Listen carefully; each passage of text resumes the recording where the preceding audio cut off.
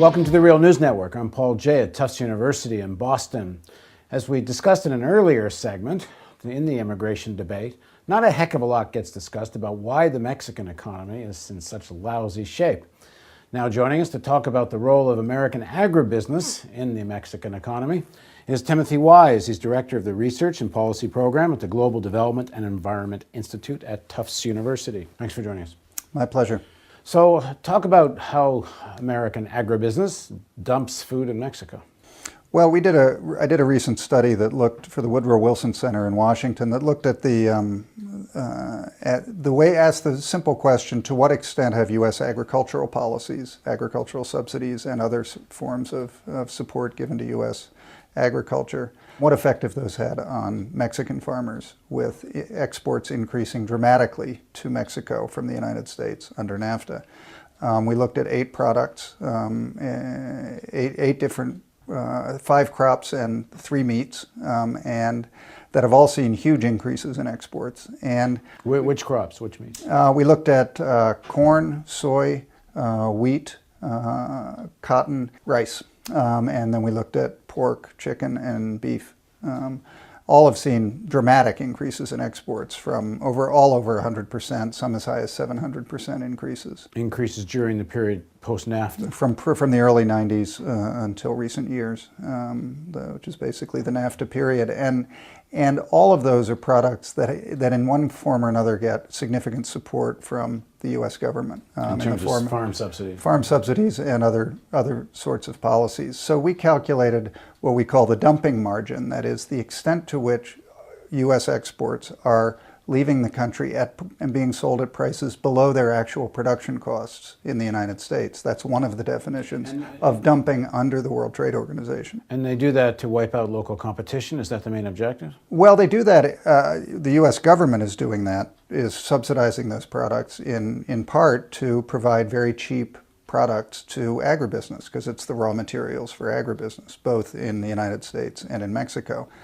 The exports go because the United States is looking, U.S. companies are looking for market share and looking to expand their market share in Mexico, and NAFTA gave them that opportunity by decreasing protection. So when you say below the cost of production, it's because of the subsidies?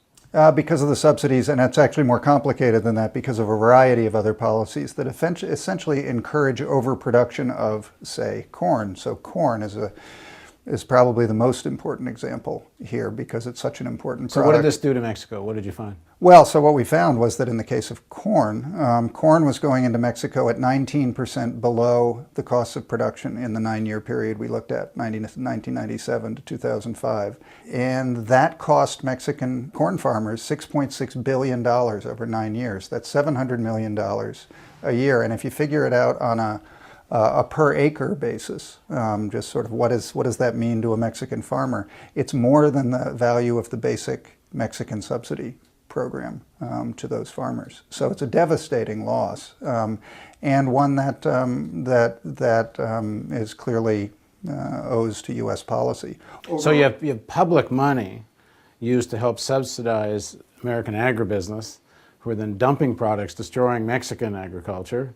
So they're making money on both ends because they're capturing the Mexican market. That's right, and it wasn't just corn. I mean, we found overall that the costs to Mexican farmers were $12.8 billion over this 9-year period. And to put that in perspective, from the development perspective for Mexico, that's $1.4 billion a year. That's more than the value of the entire tomato export market from Mexico to the United States, NAFTA's greatest agricultural success story, and 10% of the value of the entire Mexico's entire set of agricultural exports to the United States. So it's a huge loss for Mexico. So on the agricultural side, it's been a net loss to Mexico, free trade. The theory was they were going to start manufacturing goods because labor was cheaper and more manufacturing would develop, and access to the U.S. market would help industrialize Mexico. So did that happen? That happened to a small extent. They did increase the size of their manufacturing economy. They increased their manufacturing exports to the United States. They did not create very many jobs in that process. And now a lot of those jobs and operations that were created are under threat, have either already moved to China in search of even cheaper wages, or they're under threat to move to China. So did it create cheaper food in Mexico? I mean, where is there any net benefit in this to Mexico? In theory, the net benefit to Mexico would have been that all food got cheaper, or all of these agricultural raw materials got cheaper. They did get cheaper. The extent to which that was passed on to Mexican consumers is widely questioned. The corn flour market for tortillas in Mexico is controlled 90% by two companies.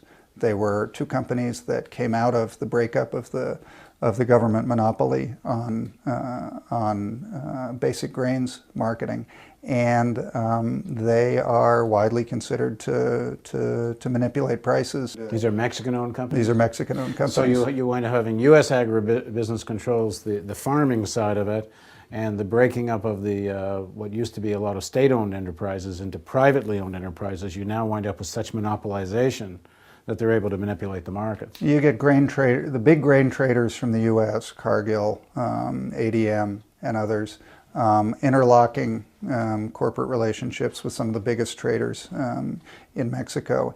And they're clearly in a position, certainly with their market power, to capture the gains from those low commodity prices and not pass them on to consumers. So supposed liberalization of trade and liberalization of Mexican law as regard to business actually just led to more monopolization and concentration of ownership. It definitely led to that, and the other thing it led to, which is has now raised much greater concerns with in recent years, the rise in commodity prices and tortilla riots in Mexico. Well, that was my next question. So what are Mexicans doing about this? Well, the issue of food dependency, the dependency for basic food products on imported goods is of grave concern, because it's gotten much worse since NAFTA. In corn, it went from relying for 7% of Mexicans' corn relying on imports to now 34%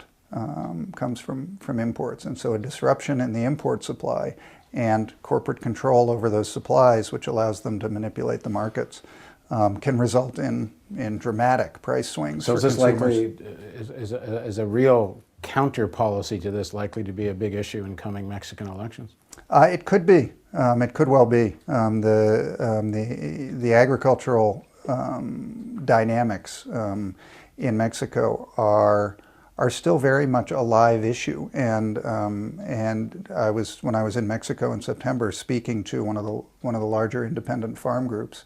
They're as strong as ever and as vociferous as they've ever been in demanding a change in these sorts of policies, despite the fact that NAFTA has basically legalized all U.S. imports coming in. Thanks for joining us. My pleasure. Thank you for joining us on the Real News Network.